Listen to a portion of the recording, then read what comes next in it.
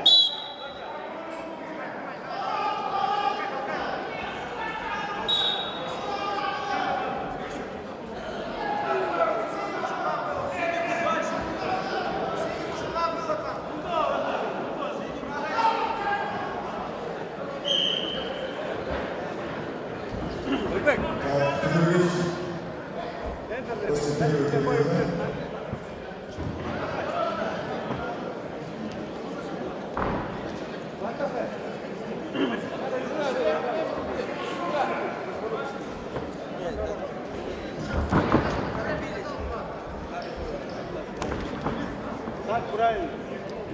Я видел.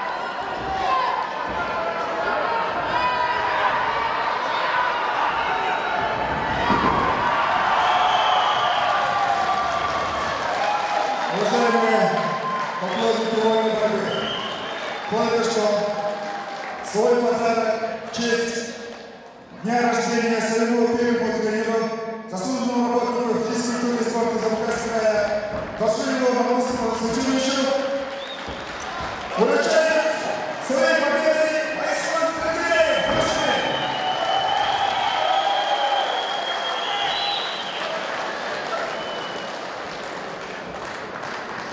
Неудающий ветеран Айслан Кадреев, чемпион Азии, чемпион мира по боевому самбо, мастер спорта.